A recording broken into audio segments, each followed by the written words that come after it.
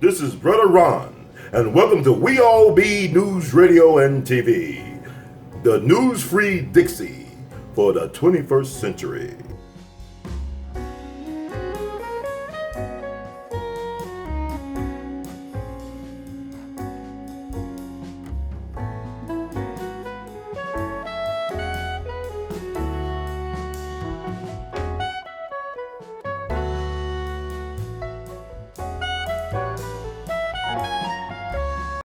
And by the same accord, I haven't heard Planned Parenthood, but Planned Parenthood and the Human Rights Campaign are for Stacey Abrams. Mm-hmm. The abortion and gay people are for Andrew Gillum, and the abortion and gay people are for Ben Jealous. And by the way, the two men running for governor, both boast a gay brother that they campaign, talk about their gay brother and how they understand. I guess we all need, my brother's dead. I can't say he's gay if I ran for office to get some support. This is sort of funny. And none of them has a strong black sense. And by the way, we have to remind people, Ben Jealous is a biracial Jew. Mm-hmm. And Stacey Abrams, where's her woman or man? So, well, where's her woman, actually? I'm going to just be real. On the campaign night, that's when we're going to see who she's with. Wow. Can you win as a black person that's single or not married in a state like Georgia? I don't think she's single. Are you single? Are you single tonight? Remember Shalimar? I'm sure you crazy. I love it, man. Thank you. Are you single, right? Yeah. No, I think it's a white woman or a black woman. She's hiding. We'll find out the same way you didn't see Doug Jones's wife with that big baseball Adam's apple in her neck. He won. I'm serious. I mean, you could kick a field goal with that thing is so big. Wow. I mean, she can win. If this say Stacey did have a white woman, she can win mayor of Atlanta easily, but the rest of Georgia? That's why you don't see her with nobody. Mm-hmm. That's why. And Ben Jealous, he's listening to your broadcast. I just saw it. All of a sudden, he's campaigning with his wife. All of a sudden, they brought out him off balls. Or put that big party beard on her. But you know, Dr. Shaw, we just got a Shelby County mayor here in Memphis. I mean, Shelby County, Memphis and Shelby County. He actually went to high school with me. He graduated 2 years early, Lee Harris. Now, I don't know about his track record with us as black people, but he got the endorsement of the LGBTQ community. So this young black leadership, they are in bed to a certain degree with these people. They're not in bed. They got their nuts on their chin. Okay. Okay, I'll let you say that. Okay, go ahead. That's okay. When you get LGBTQ is a Anglo-Zionist white male controlled thing, all right? Mm-hmm. And that's what it is. Okay? That's what it is. They're making it say that that's some garbage identity politics. They're white folk. In fact, just so you know how this is not working, guess what's going on now? What? You're familiar with that thing called Just Walk Away? Mm-hmm. Just this walk away. Started. Oh, it's on Facebook and it's on Twitter. Just Walk movement of people leaving the Democratic Party. It started by a gay dude. And people quitting the Democratic Party by the hundreds of thousands. So let me share something with you, brother. Okay. I'm going to educate you here. There are a lot of people leaving the Democratic Party are gay people who are tired of their sexuality being pandered to. They want to talk about jobs and all this stuff. It's the very same thing. I was on someone's radio show and they got mad at me because I was talking about Flint, and a gay person called up all angry, and I didn't say anything. Have you heard me say anything disparaging about a gay person as an individual? No. No. No, it's not personal. It's not attacking people in that sense. It's the politics of it being forced. It's the politics of it being made more important than everything else. That's offensive to me. How are two dudes doing it more important than a man and woman doing it? And are the outcomes the same? What has the greater potential of doing something that lasts? A man and a woman, or two men or two women? And if you're still going through that in your mind, you need to get your head examined. The chances are, even if it's just two idiots kicking it drunk and high, a baby may result. That's life that will be here, that will create other lives that will be around 1,000 years from now. The other two, fur on fur or chin on fur, or whatever it is people strap on fur, or whatever it is, will never produce a baby. Sorry, keep trying. They were trying back in Sodom and Gomorrah before the sulfur hit. No lives were produced. Okay, it just doesn't happen. So how can something that makes life and creates more sustainable family units be less than something that does not produce life and does not create sustainable family units? How could it be more important other than you got a twisted agenda and a twisted logic there? Fact. Okay? Mm-hmm. That's what makes me mad. Now, the gay folks were mad when I was talking about Flint. And my comment to the brother was this: even if you have sex, brother, you got to take a shower. Gay people drink water. Says if you don't have enough hydration in your system, you can't ejaculate normally. Don't tell me that water, but you can't live 3 days without water. You can go 3 days without getting sex. I mean, you know, especially if you're a busy job, you have to wait until the weekend to hit the bathhouse and the clubs, right? Why isn't water important? How did that not become important? You can't live without it. You can't farm without it. And someone felt like I was talking down to them. Mm-hmm. Okay. Am I saying take the person's job away, brother? Am I saying beat someone? Mm-mm. Someone, deny them housing, run them out of church? I'm not talking like that. That's it. How did safe drinking water not, I mean, it's a necessity. How could it not be important? Why is Stonewall a museum dedicated to, led by a black drag queen, by the way? It's always black folks leading the way, even filthy stuff and confused stuff. Yes, we are. We're trendsetters, even in the wrong direction, even in the cul-de-sac instead of the highway to heaven. Read between the lines. Okay. Even some of the gay folk are getting sick and tired of the Obama era pandering around sex, because you got to have a job.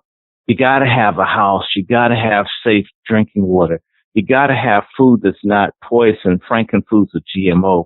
You got to know who your neighbors are. You shouldn't have a country full of people selling fentanyl and selling children for sex, and they don't even belong here, robbing and raping folk if you go for a jog, like this girl, Tibbetts, Molly Tibbetts, and many, many other white women jogging have been raped and killed.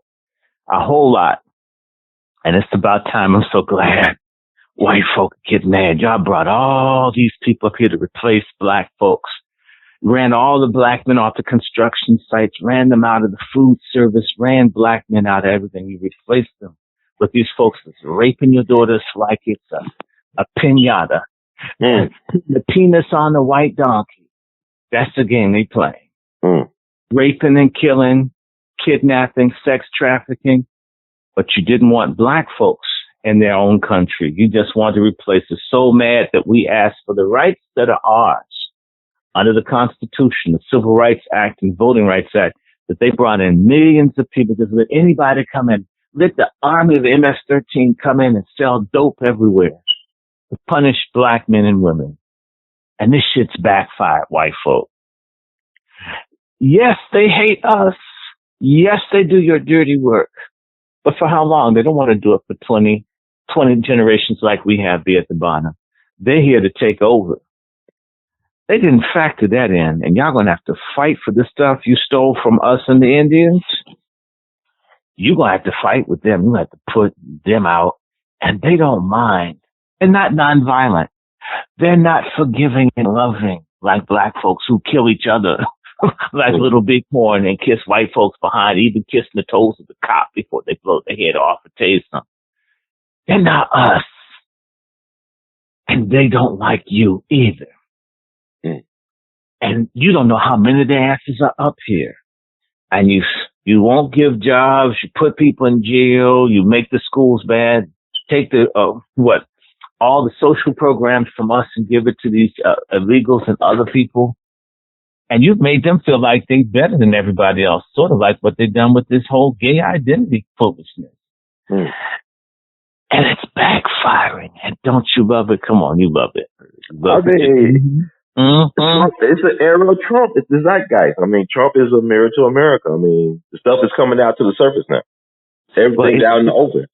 Look, we need more to come out in the open. It's coming. I mean, we can't stop it. And I'm going to tell you, I have a buddy in California who's an activist who knows all the people from the Spanish-speaking community, and they're all upset now that they're being messed with after being given an illegal immigration house party at our expense for the last 40 years.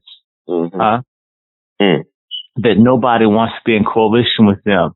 But every time you see them, the only thing they talk about is immigration. You never hear them talk about police brutality. There's not one issue that impacts us that they show any solidarity with, even when their folks are being beaten and killed by the police. But yeah, a lot of us are so emotional. We put them first before. Who are the advocates and supporters of? Who are our allies as far as Black people go? We don't have any allies. Okay. But it's like that little sissy named John Lewis. He probably liked getting beat by those police. Probably felt good, got good to it. He stayed in the movement. He's probably hoping to get beat again. Some folk like getting beat. I don't like it. That's true. I agree that is true. And that's not overcoming letting someone go upside my head. That just, don't touch me. Okay? But all I can say to you, my brother, is that we need a call to arms. I mean that. In this country, colored people need to wake up and need to start scrumping while we got a chance, because a lot of people don't dig us. They really don't. Everything that they're told by the news and everything else is that we're bad people, that we're no good, we're bad, we deserve whatever happens to us, right? Yes, sir. They tell us in so many ways. That's what they're told. And the only answer is for us to fight back. Stop letting people mess over you, and don't let coons betray you. Oh, now I just want to say this thing about so Stacey Abrams. Okay. I hope they can psychically bet their rent money because she's got a man. I don't think so. If she had a man, you would have seen him on the campaign trail. Come on. Both her parents are ministers, though, right? Family values. Both her parents ministers from Mississippi, if I'm not mistaken. Shoot, you guys, folk, high rates of AIDS in Jackson, Mississippi. Folk do boo-foo in Mississippi and rug in Mississippi. It's fun. I just can't imagine. Could Obama get elected as a single black man? If he ran as a single black man for president 10 years ago, would he have been president? We've had a single gay president in American history. Right. James Buchanan. Yeah, he's hated black people. LGBTQ. He's the one that brought about the Civil War, did everything he could to help the Dred Scott case. And next time someone tells you white homosexuals are your allies, you tell them that the Civil War and the Dred Scott case was supported by the first openly gay president in American history, James Buchanan. Well, he was the bachelor president. They don't want to call him gay. They call him the bachelor president. He was a punk. Why did his nieces destroy all of his letters with the man from Alabama that he was living with? That's a good question. Well, I mean, you destroyed all his stuff. Well, what did you just mean? That's history, right? But they imply Lincoln's gay because the law kept Republicans, right? It was his story. Their story. He's gay. What about the show about Lincoln? We know he got the law Kevin Republicans, the gay part of Republican. Abraham Lincoln may have been bisexual. And he was Jewish, too. A lot of people don't know that. Abraham Lincoln. And Abraham Lincoln's wife was a drug addict. Now, what Mary most Todd people, Lincoln, huh? but Mary Todd Lincoln, you know her drug dealer's name. Who was selling her dope? You tell us. John Wilkes Booth was a dope dealer. The actor and assassin, he was a dope dealer too? Wow, okay. Yes. He was a real white boy Rick, huh? He was white boy Rick back at the time. He was white boy Rick. Black folks were in the sticks. I like that. James, this guy, John Wilkes Booth, was an opium dealer. That was a crack and fentanyl of the day. And he was Mary Todd Lincoln's dealer.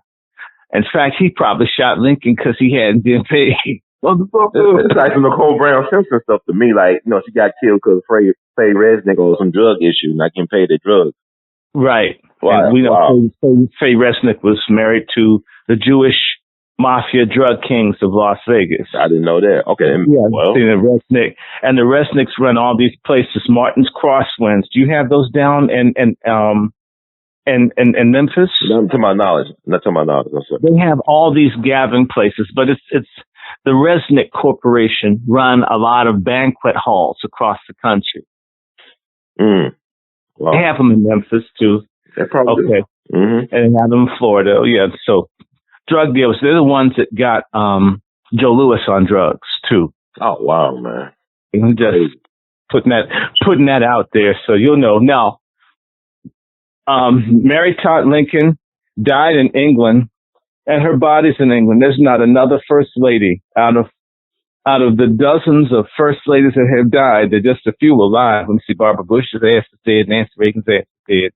So you have Hillary Clinton, Michelle Obama, Laura Bush, right? And Rosalind Carter, that's her name. Oh, what's her name? Jimmy Carter's wife. So there are 45 of 40 first ladies alive. Of the 40 dead, only one is buried outside the United States, and that's Mary Todd Lincoln. I didn't even know that. Wow. Oh, yeah. And she's buried in England, and she went to England. Remember, England supported the Confederacy, and the Todds were slave owners from Kentucky. And people forget that Mary Todd Lincoln was denied the widow's pension. In fact, just at the point that just before Lincoln died, they had approved to give pensions to the widows of the president and vice president. And Mary Todd Lincoln never got a red cent from the U.S. government. And there's a reason. See, when a white woman's a whole, white people protect white women. White men protect, black men, she was a hoe, right? That's the black folk. Go ahead, sir.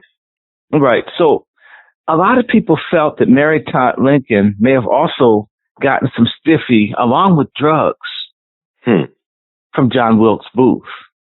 Right? Wow, I didn't know that. Wow, this is crazy. The stiffy may not certain, but the drugs definitely. And some people feel that Mary Todd Lincoln was mad because Abraham Lincoln, I live off of Lincoln Road. That's right. I live one block from Lincoln Road. And Lincoln Road goes literally almost up. It's named Lincoln Road, and they've changed the names of the street because it leads up to the Soldiers' Home. And there's a building there called I think it's a Lincoln House or the Soldiers' Home, whatever, first old Soldiers' House. And Abraham Lincoln used to spend his weekends in bed with soldiers coming back from the battlefield. Wow. I mean, weekend just leave. No, come on. That was his YMCA there, honey. That was his village people place. It was more than village people. He was pride before they had a flag. Wow. Okay, now, So Abraham Lincoln, they would bring soldiers in for him to sleep with at this house. It's less than a mile. If you come to D.C., I can take you to the house that he used to sleep with all the men in. Wow. Does it have a mark on there? Like this is where Abraham Lincoln slept with the men? Is there a historic mark up there? But it says that he stayed there. He would go there to collect his thoughts and to meditate and concentrate and help manage the country during the conflict, the war between the states. I've been near the house. I didn't try to go in. When ghosts would probably like knock you on the ground and hump on you. Okay. Yes, sir. And try to emancipate me now. I don't want to do that. So what happened is many people think Mary Todd Lincoln had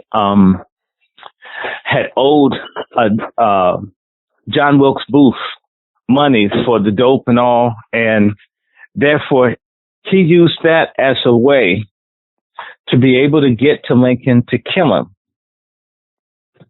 And a lot of people, because they arrested Mary Todd Lincoln, she was put under arrest right after Lincoln was shot. Oh man, I didn't know that. They don't talk about this stuff. Yeah, no, because they protect white women's honor, even if they don't have any. The same way that you mentioned Nicole Simpson, she's an example of a white woman having no honor, no decency, and being protected. Hey, I'm listening. Okay, that's just, I didn't want to lose you now. I'm wide awake, man. I'm listening to everything you're saying.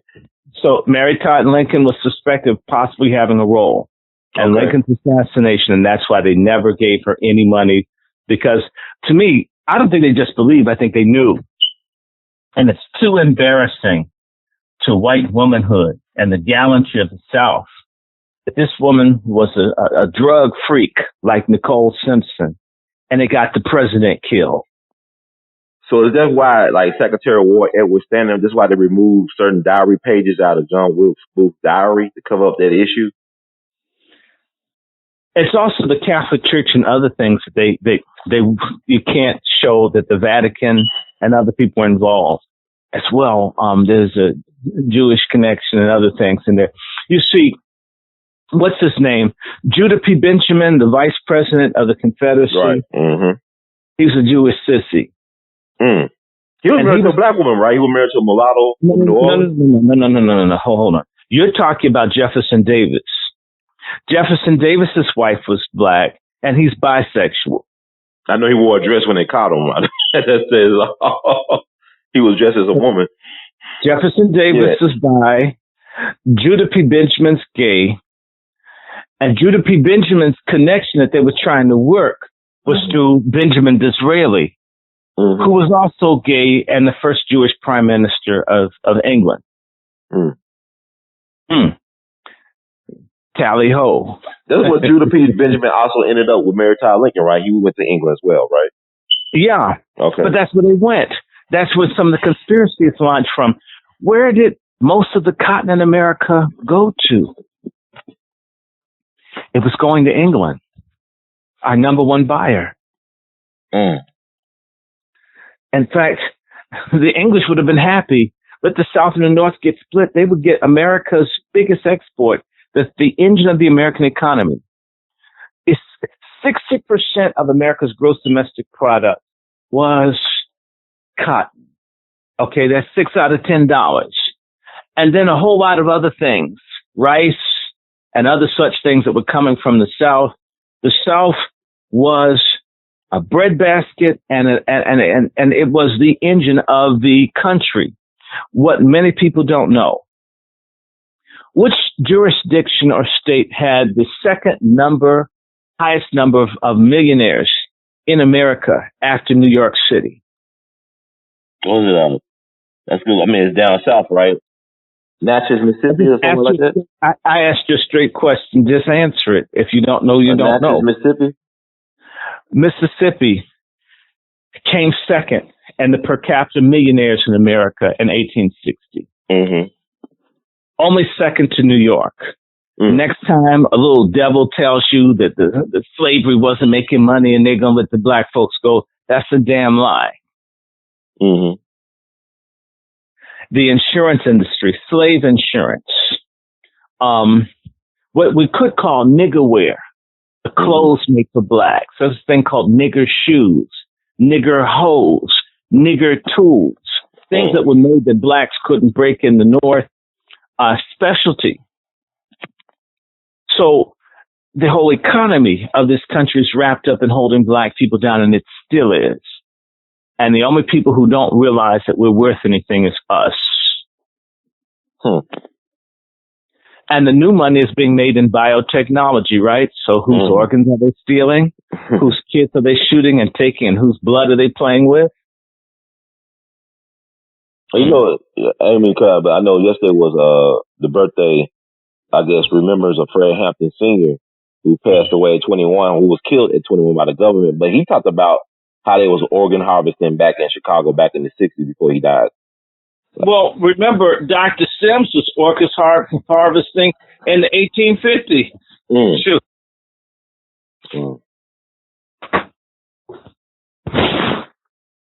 How you like George Washington's implants, the teeth they ripped out of his slaves' mouths? Yeah, but white people, the hell you thinking they were made out of wood for years, like they like mythology. Well, see, I grew up in Mount Vernon. I think you know what that means, right? That I grew up on used to be George Washington's plantation.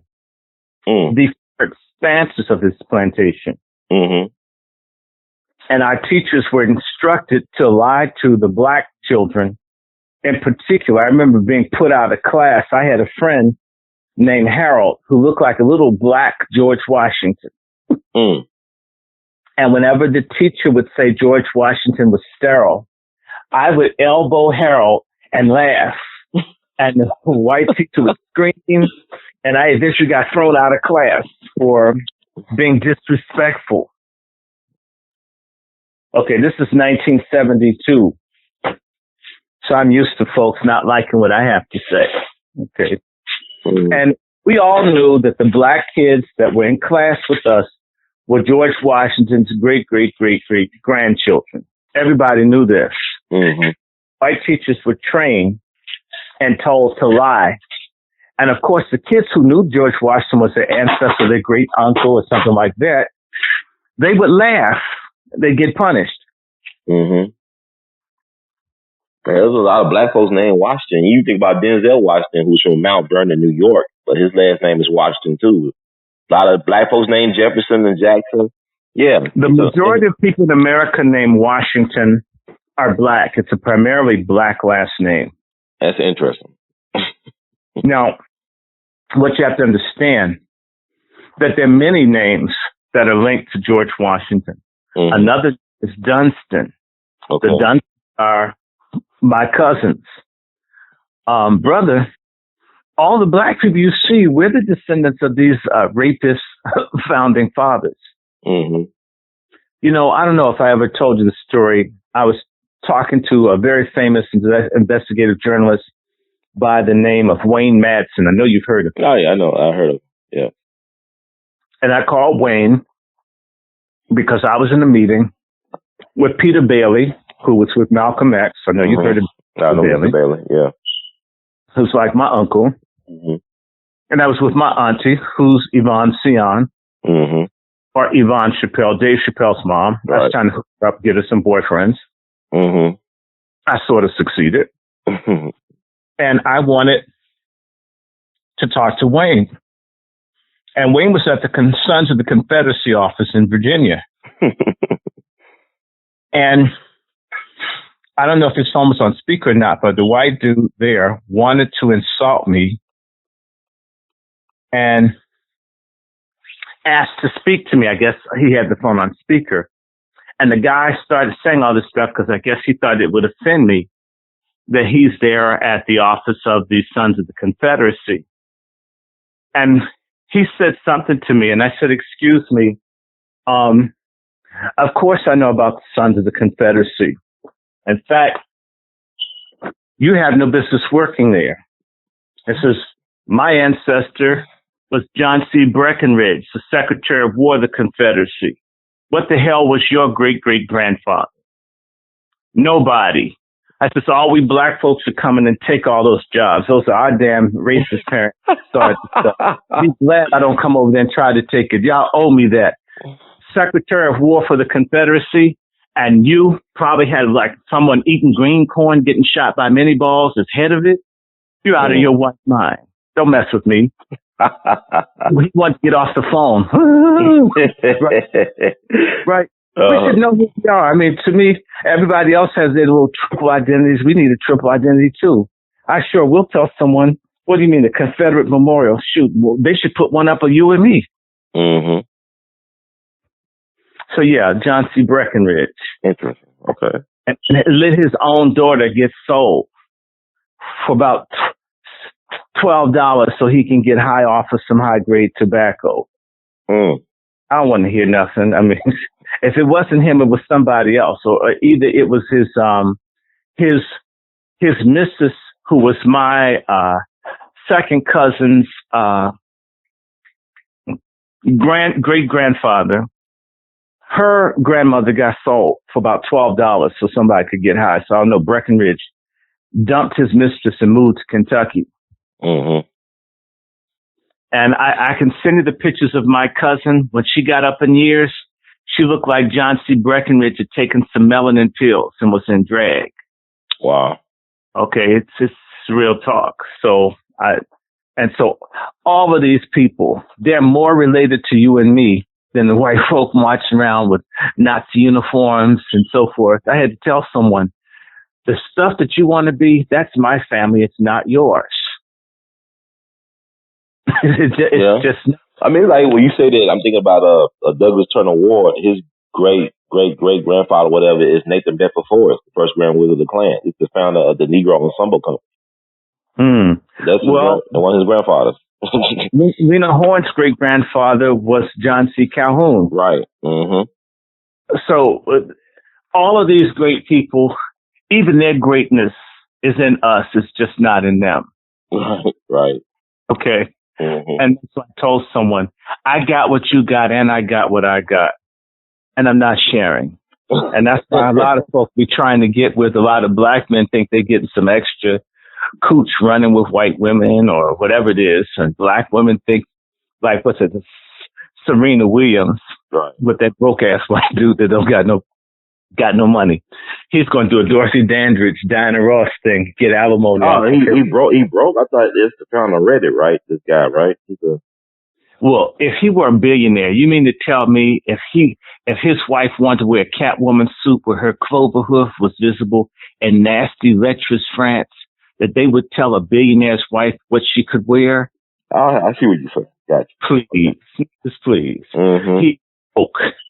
And they laughing at her, and they've been drug testing her more. They think she's on something when she didn't even do the financial research on this dude. She would have been looking at the heel, at the back end of the heel of your and my shoe, what car we had, the rims. A brother would have gone through the ringer to pass the must with her. And he did the ultimate thing for me is, you see her pregnant, you wait for the baby to be visible, like hanging out her belly almost before you marry her. Mm. That's an act of dishonor. You've been hit with no condom, and she's rich too. You want to make certain that she would have been dishonored had he not married her. So it's almost like putting a gun to her head. Let the baby get all big. Okay. So you saying that he kind of like another like a Kevin Federline, like how Kevin Federline did whatever his name did Britney Spears. He knocked her up to get some compensation or make sure he's taken care of financially. Well, it's just like Diana Ross's first husband. And like I said, the Dandridge and Halle Berry. Mm-hmm. These black women taking care of these broke white men. I don't understand black women. Why? Get a broke black brother to take care of. And with some extra inches and some cultural understanding, someone that knows what greens are. You talk about greens, they think you talk about playing golf. Mm-hmm. You know what I'm saying? I know what you're saying. Wow. Stop. I don't like misogyny. We always talk about misogyny in our community. Mm-hmm. And I don't like misogyny. But I hate misogyny too. Misogyny, see, it's so normal to have all these hater, nasty, you go in to Publix or Rexall or Walgreens. So I had that in Tennessee. Walgreens and Rexall. Mm-hmm. And you sit just behind the counter. And I'm telling you, the little crocodiles eating the antelopes to go to the water hole have a better smile. and they're nice to all the white people till the black man gets there, and they don't want to serve you, and it's their job. They act like you. Oh yeah, I counted that at Walmart last week. Yes, sir. They ask you for like you're asking for a BJ to get your stuff checked out. Right. I would have gone to another counter just to avoid you. You're the only person working, fool. That's right. They act like everything's some sexual transaction, and half the time they're not pretty. That's true. Thank God for your blessings that you do get. Dr. Short, you just telling the gospel truth right there, Dr. Short. So yeah, this misandry, this hatred, black men ain't this, and all this downing of black men. I would sit up down. They're great black women. My mother's one, my there are lots of wonderful black women. Now I want to hear black women praise black men instead of following the white lesbian, radical lesbian, feminist line that all black men are bad, and yet the same white women and white men are all after the black man you don't want. Mm-hmm. And the Hispanic women now, the thing trying to send them back, they're going to come in the market to get some black dudes too. Yeah, try to stay over here. Yeah. We're going to start having fajitas in our greens and all. Watch. Okay. Well, I'm waiting for the black-owned Mexican restaurants as well as Chinese restaurants, how they be doing us. Yeah, can you imagine that? and as nasty as they are, don't mess with the sauce. It's not queso fresco. Okay. No, I don't trust the queso fresco. Don't go in there. Because, they can get real raw. I've worked in food industry with that community, and they'll take you there, You think that you some parsley, black parsley, and it's pubic hair. Oh, my God. It's real talk. Oh, yeah. I was Dr. Short, before we go, I got to ask you, a fan of yours who's been following my show, she wanted me to ask you this question about your thoughts on Nelson Mandela. And she said you claimed that he had a gay lover or something like that. I know Nelson Mandela was hip to the agenda, that he was pushing that over in South Africa before he died. I mean, he promoted it. He's the biggest booster. What I will say is this of Mandela. I have a gentleman, he's about 80 years old, who knew Mandela going back 70, no, 50, 60 years, okay? At least 60 years. Mm-hmm. Okay. There's a book, in fact, no, sorry, it's a video. Let me see if I can find on my phone while I'm talking to you. I'm going to pull it up.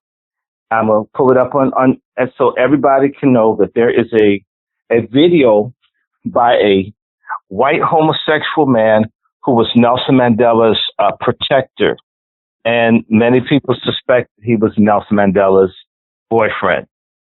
In fact, he got Nelson Mandela in trouble because Nelson Mandela was posing as his chauffeur when he was hiding from the South African Secret Service.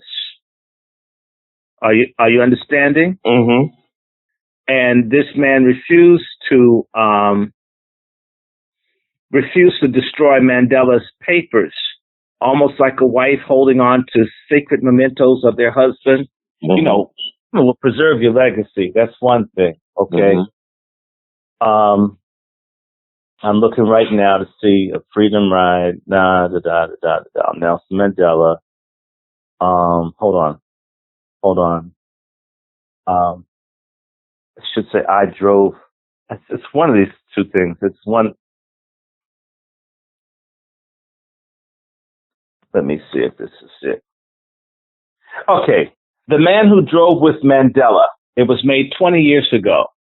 It's a video about a white homosexual man that took care of Mandela for about 2 years of his life. Mm-hmm. Okay. Look it up, y'all. It's called The Man Who Drove with Mandela.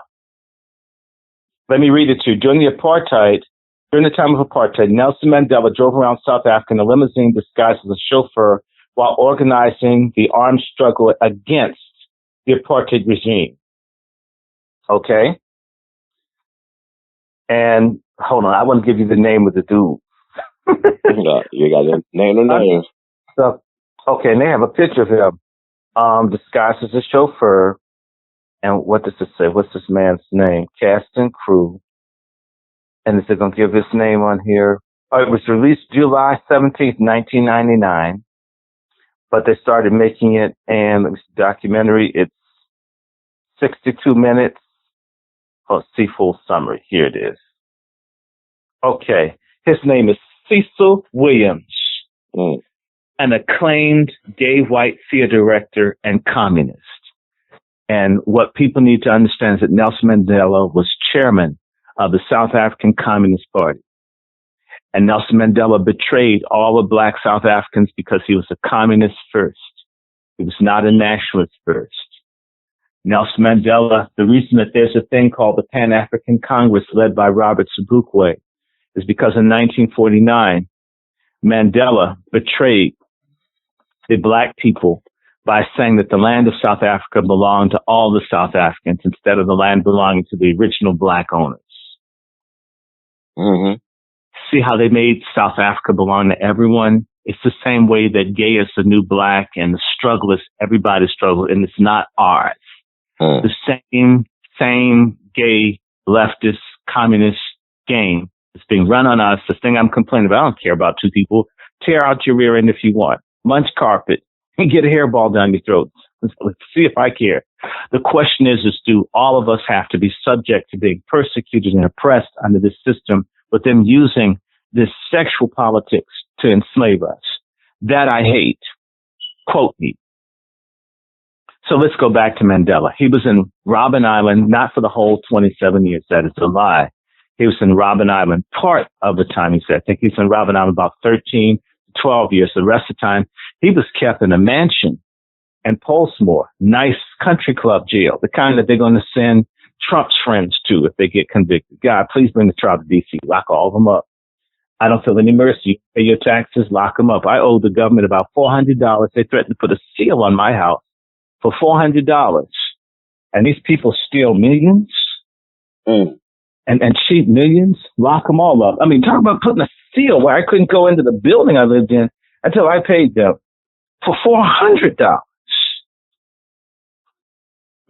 Wow. Right? I shouldn't have owed the IRS anything, as broke as I was, but somehow I owed them. Right? Mm-hmm. Imagine that. Think about what I'm trying to say to you. How we can owe a little teeny tiny amount of money, and these folks are ready to rain hell on you. And these folks steal and rip off and cheat for decades, right? Mm-hmm. For decades. And they're upset. I don't feel sorry for nobody. I hope they catch them all. And I don't care where the justice leads. And I don't think they colluded with the Russians. They're still to pay their taxes. They're the ones making all the money. They're the ones getting all the benefits. And they're the ones that don't want to pay for nothing. Now, you got land for free. You got the labor for free. You getting access to the public's tax money for free. You get everything for free. And you don't want to give up nothing. You get where I'm coming from? Never want to nothing. Got to have everything. So I'm glad they lock them all up. Bust them all. If you crooks, you know how they like law and order? Mm-hmm. Well, I like law and order, especially when it happens to the folks who made the laws to punish other people. And then when it comes on them, they want to come on TV and cry. Like a little cracker that was down in Charlottesville trying to hurt people. And when they're going to put him in jail, he cried in court like a little punk.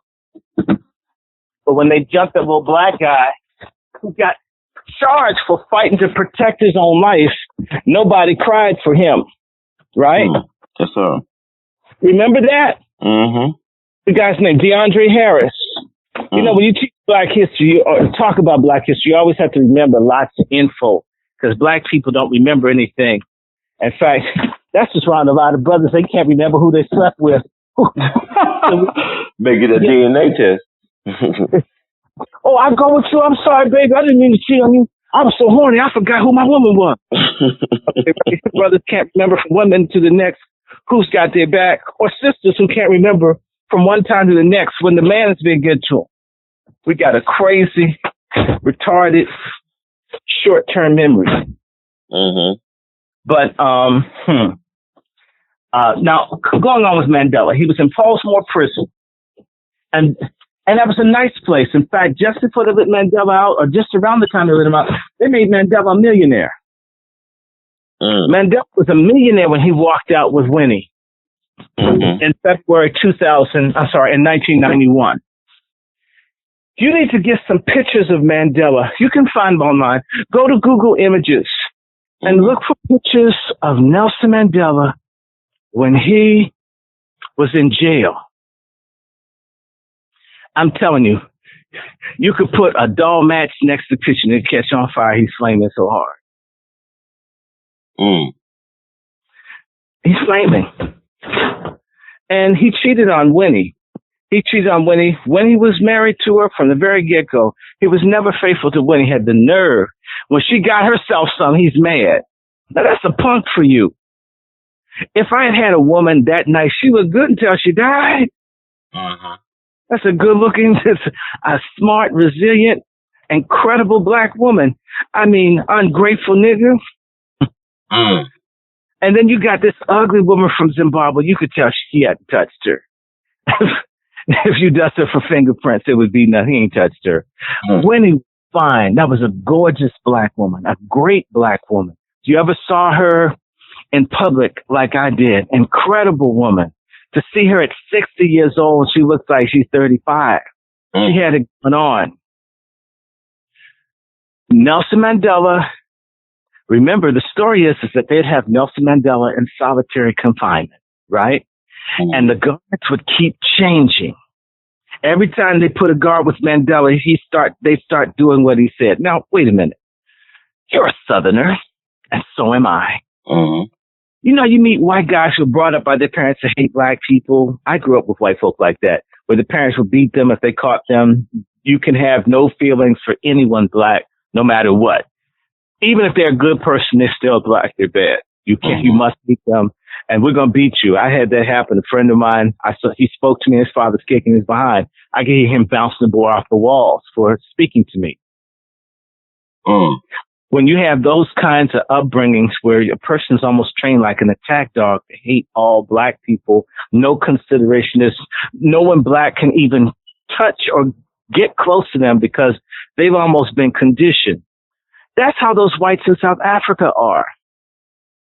So you mean to tell me hardened, hateful, racist white men, every time they get with Nelson Mandela, they turn into, Play-Doh in his hands? Come on. You're in the Mississippi Valley. Do the white folks there soften up even the black folks who raised and loved them for a lifetime? No.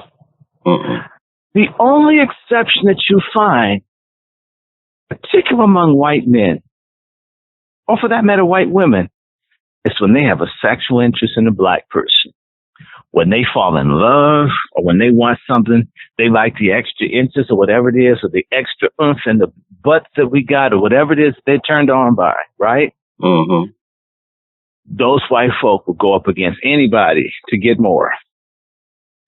I have a neighbor who's deceased named Thelma. Thelma was a dedicated racist who hated black people. She taught her daughter to hate black men. All black men are racist monsters. And when that girl was about 17, she went to a laundromat and jumped on the black man and wouldn't let go of him. A guy was afraid he was going to get into trouble because the white woman said, raped, his life is over. White woman would not let go of him. He couldn't get her off of him. And so I'm not going home. I'm not going back to my mom. I'm staying with you. This is how you pick me. Just, you're a good man. You're mine.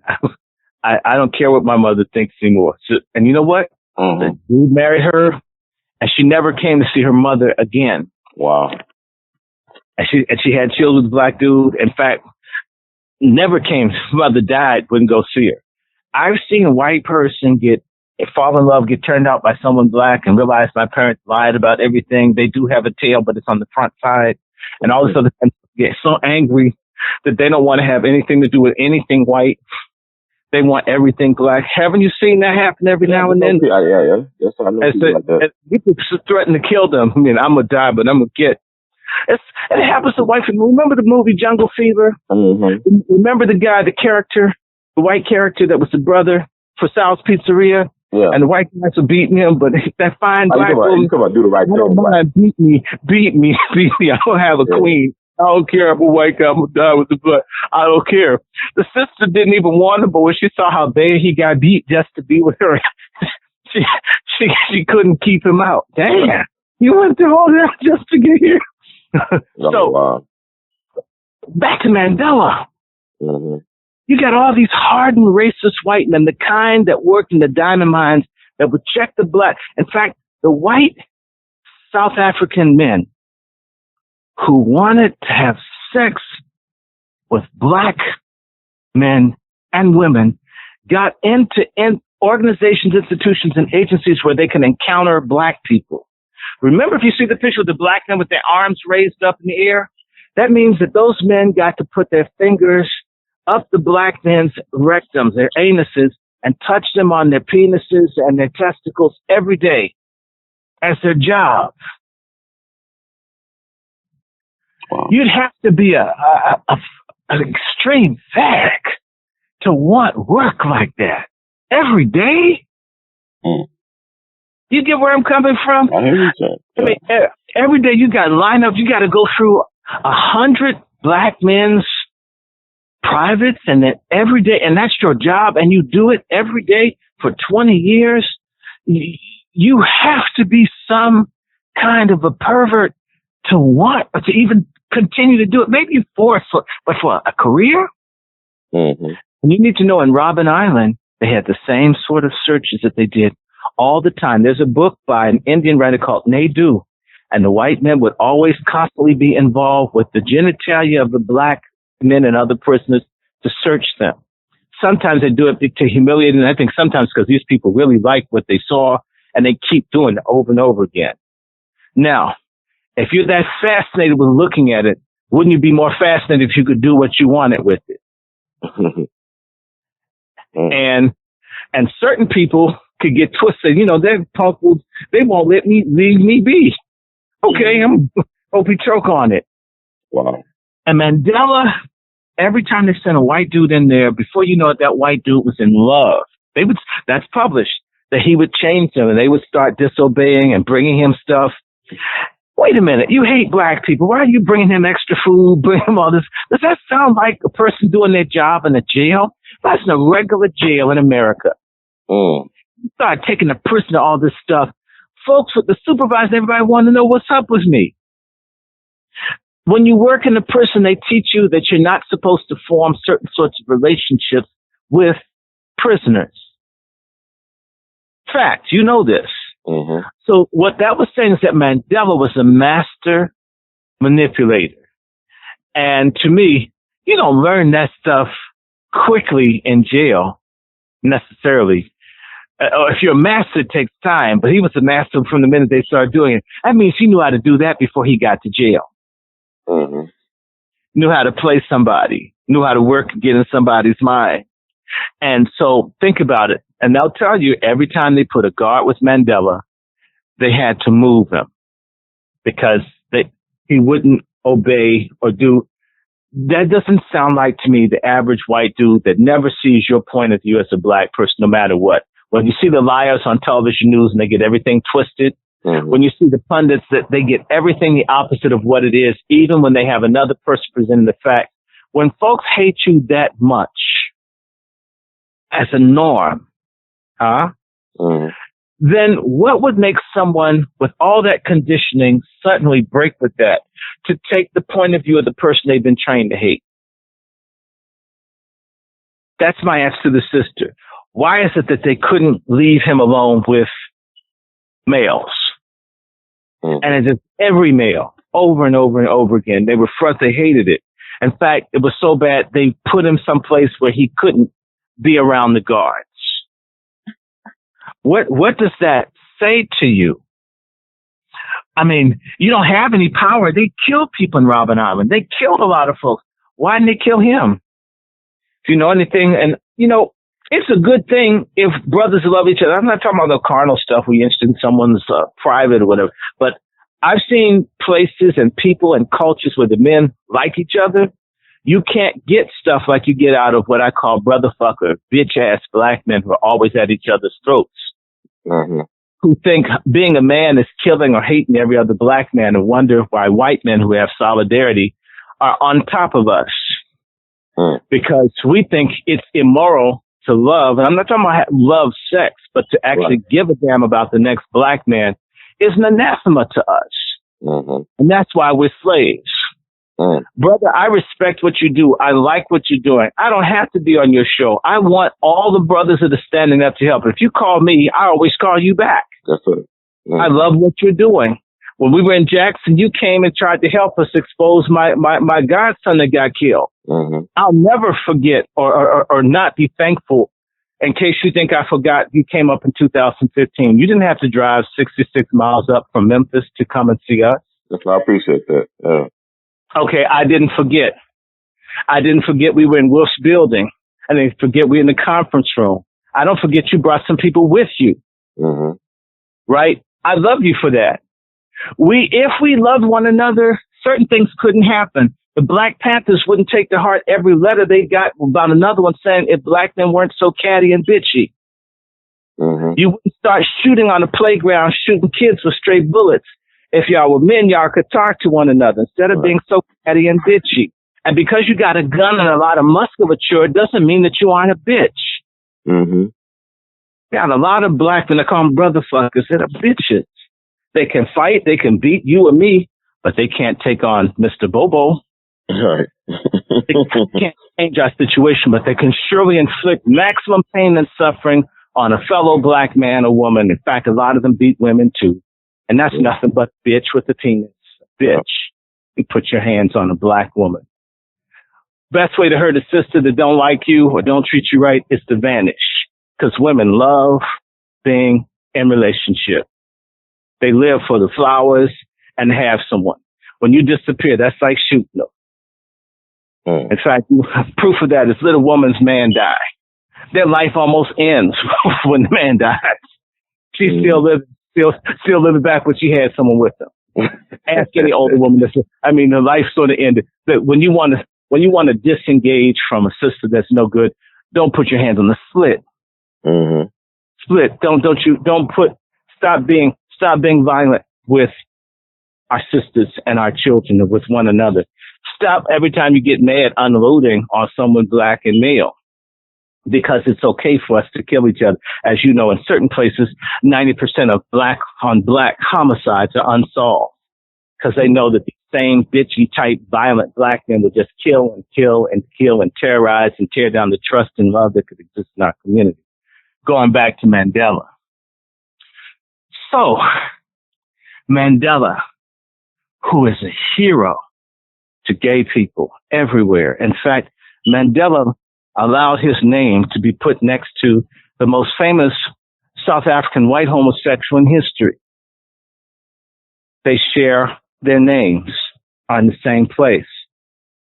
You didn't know that, did you? Mm-hmm. You didn't know Cecil Rhodes, who came up with that whole system, the homosexualized black men with the single-sex dormitories for the minds. He was as gay as they come. Wow. You don't know, if you go to Oxford University, they have the Mandela Rhodes House, that Mandela wanted his name next to this white dude that created the system of apartheid, at least in terms of employment. Wow. The Mandela Rhodes, he got a hookup on that building. So to me, there's enough information to suggest that something, in fact, if we just talk about it, prisons, carceral institutions, and the military are full of people that are same-sex driven. So if you spent 27 years in a place full of people who are looking to have intercourse with people of the same sex, even if you didn't do it, you were exposed to it. Now, having mentioned that, if you're in solitary confinement and you're super lonely and you don't get to see anyone, it's called Stockholm Syndrome, right? Mm-hmm. Where you begin to identify and love. You're persecuted. If Mandela hasn't seen anybody for 20, 30 days, and all he's seen is white men, and they're feeding him and being good to him, and God forbid if they halfway develop a rapport. Mm-hmm. And God forbid if these are these guys. The word in Afrikaans is kaafkisser. Kaafkisser is a white person that is crazed to have black sex. They have a whole culture, kaafkissers. So white men travel just because where they came from, they couldn't have any. Imagine you white and you grow up in an environment, everything is black and you can't have any of it. And that's what turns you on. We have the same thing in the South. Your Miami is black. Everything's black, but you better not like it. Better not.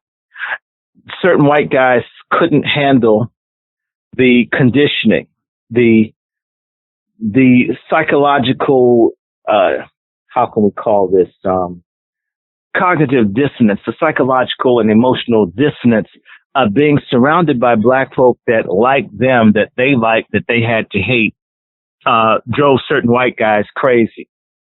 And what did these white men do? These white men would go to, what's that place? I ain't gonna play Sun City, right? Mm-hmm.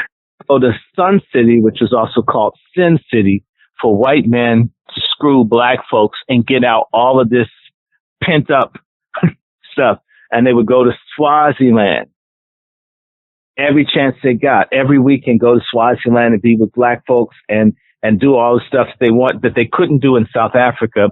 You have to understand if someone was really into that and they weren't supposed to go and you could go to jail because there's in the 1950s, they passed a thing called the Immorality Act where you could not have sex with black people. It's against the law. Which meant that you can't even find, you have to go to another country to get some black sex, a country full of black people.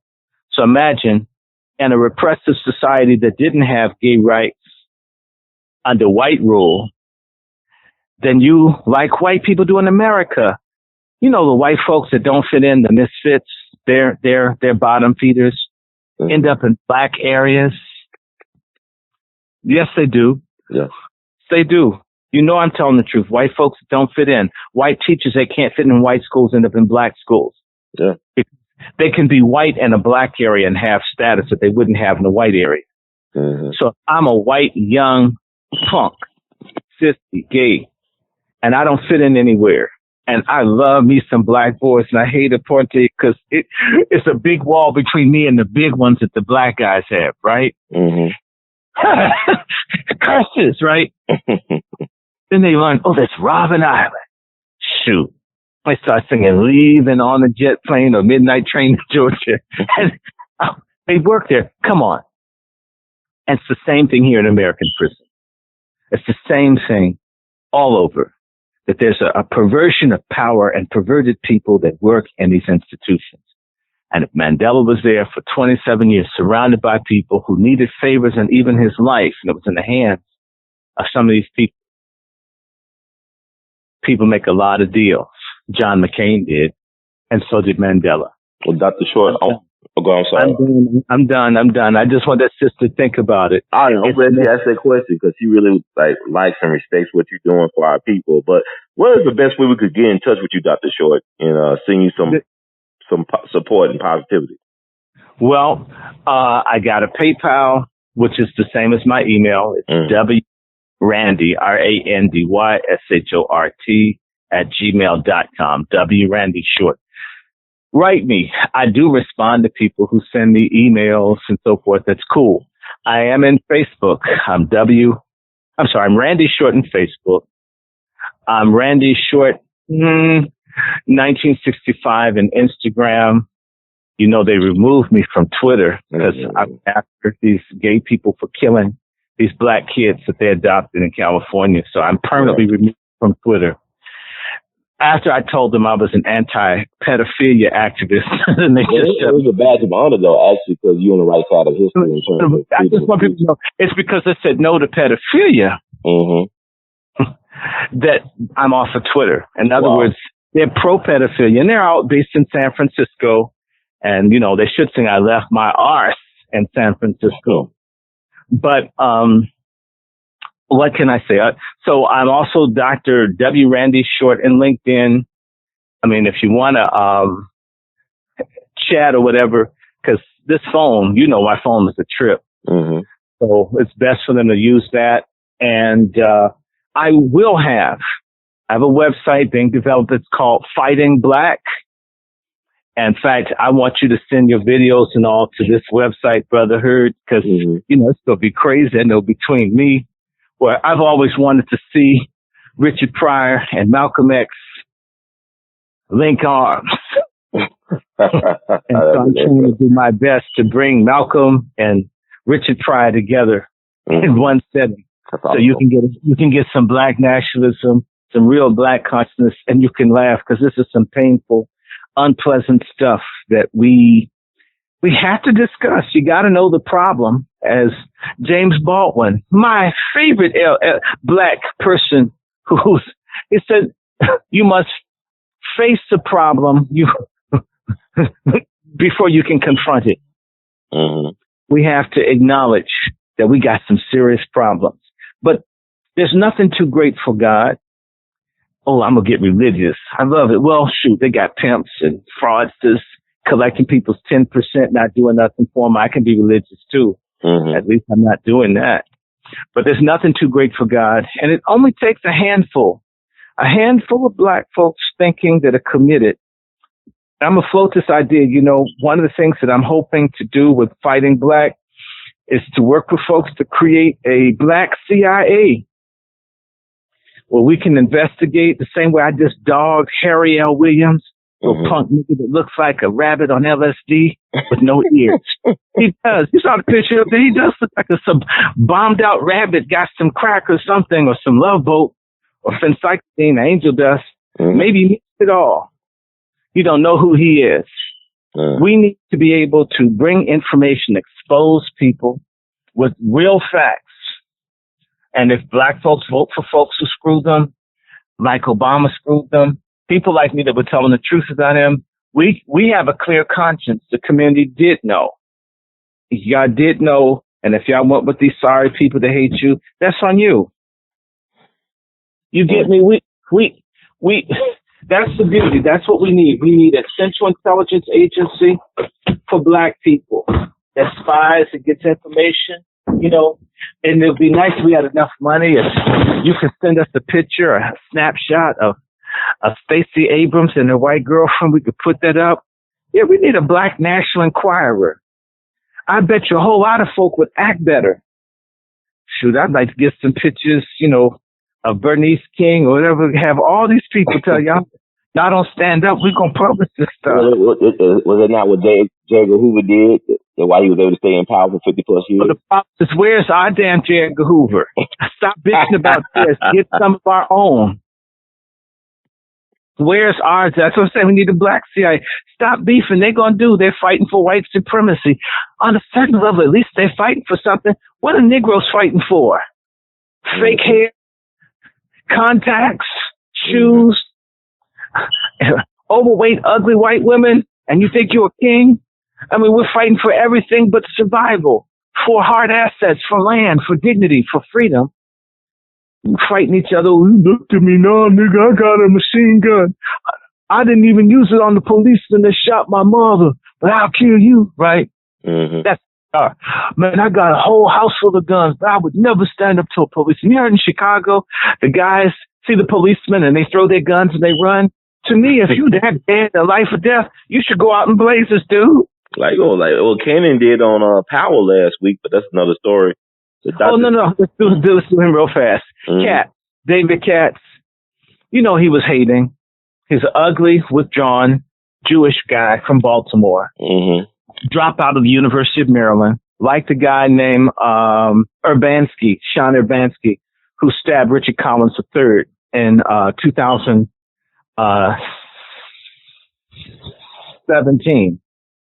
Last year, around May or June, he stabbed this kid, okay, and stabbed him to death. They're both Jewish, and they both killed athletic, good-looking black men. They're haters. I'm going to go with Francis Cress Welsing. Got small penis. You feel marginal. You feel hate. You see a viral, good-looking black man that's going to procreate. You destroy him because you feel inferior to him. And you hate him because you hate black people existentially. And that's the third person from the Maryland area. The other one, what's his name? James Jackson, the guy who went up to New York and stabbed a 66-year-old black man. Mm-hmm. Maryland is a hotbed of racial hatred. A lot of people don't know that. We got our own little Mississippi up here. It's called Eastern Shore, Maryland. Mm. It's as bad as the Mississippi Delta. I mean that. We don't even go over there, and they lynch people and they do what they want to do. And it's always like that, and it's never going to change. So folks talk about North. Ain't nothing north of the North Pole. And they probably taught the Eskimos to hate us too. So that guy was a hater. The black dude was winning. If you listen to the video, the black guy was talking to him. And I think the white boy couldn't handle a black dude beating his ass and lecturing him about a game, and opened up, started shooting. And he's Jewish. Yes, he is. And a whole bunch of folks doing things to people. The woman that was Barbecue Becky was Jewish. The man Bloom at the swimming pool that told the black woman she didn't belong there was Jewish. Start looking at the names and notice when the stories disappear, black folks, when someone does something really, really awful and the story just disappears, it's usually one of them. They work to cover, to protect, to keep people from seeing what they do. If it's a regular white person, they will run that story like they did for Dylan Roth for days and days and days. Because he's an Anglo-white. When it's a Khazar, that story is in for like a day or so and it's gone. They make it disappear because they don't want people to see the crimes that they commit. They're the ones reporting on crimes and criminality all the time, but they never report on their own. It has to really be bad, like Abramovich. I mean, Abramoff, when he did it, and who's the guy, Bernie Madoff. It had to be so bad. That's when you hear, and they won't tell you what the person is. The guy, Fastow for Enron. Fastow's Jewish. They won't tell you that. They didn't talk about Fastow. They talked about everybody that did his story fast. Our people need to learn how to analyze why something so great gets no attention and why something so small gets so much. Why OJ got so much attention and yet Ronald Goldman, Jew, right? Ray Resnick, Jew. What's his name? The white guy who was in OJ's house, Kato Kalin, Jew. All of these, so you have a Jew B-grade porno film actor living in O.J. Simpson's house, right? O.J. Simpson's wife, okay, who had an affair with what's this dude's name? The one that God help me. Mark Furman? Oh, the policeman. Mark Furman, right? Mark Furman. What kind of name is Furman, y'all? What kind of name is Furman? Oh, okay. And then exactly. Mark Furman. Marcia Clark is Jewish. I hear you. I'm just saying this is what happened. I'm not mad at nobody. Who was the lawyer that got the money from OJ in the second civil trial? Gloria Allred. Who is she? She's Jewish. And what black folks is everything's white. Little emotional, silly ass black people that I don't want to know. I don't want to get too deep. Well, that's you must get deep or you don't know anything. As I said, a lot of black folks enshrine ignorance where you're never going to get anywhere being stupid. So the OJ thing was a Jewish cover-up of how immoral Hollywood and Brentwood is a Jewish community. Parkland or Parkdale High School, that's in the Jewish community. The guy that did the shooting in Sandy Hook was Jewish. I mean, yeah, you got a lot of us. You've seen this over and over. And you got to start, the media's not going to talk about it. They're not going to say anything. You hear about the Russian mafia? There's no Russision mafia. It's the Russian Jewish mafia. Landscape buzzes people. Yeah, Russian Jews. Right? Yeah. And it's not, this isn't racism. I'm not making it up. I ain't picking. I'm just pointing out what's there. And who's messing with the FBI that's not investigating Hillary? His name is Rothstein. Well, what do you think he is? And I don't know, Dr. Short. I want to let people food for thought. You gave a lot to consume in this period, in this session. I look forward to having you on again. But the people need to do their research on what you're saying, because I mean, all you gotta do is do the research. If you start looking, it may be worse than what I'm saying. And I didn't say every and all. I said some. Right. If you get Me Too, if you start looking at the names, Weinstein, it's a lot. And they got you looking at Cosby. Mm-hmm. And then they talk about Cosby. In fact, the woman that's lying on Cosby is Jewish. There you go.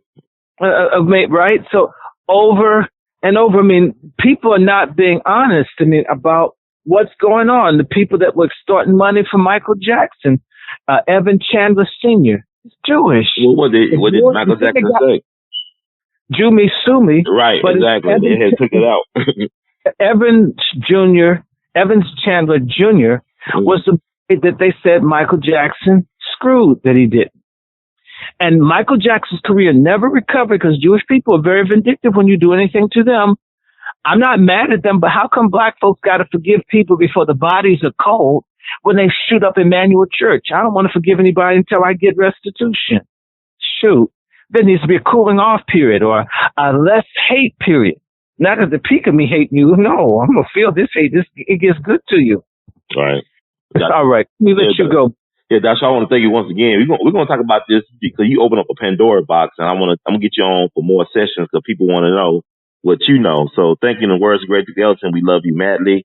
Keep on producing and pushing, sir, and have a great day. All right. See you. Bye bye. Yes, sir.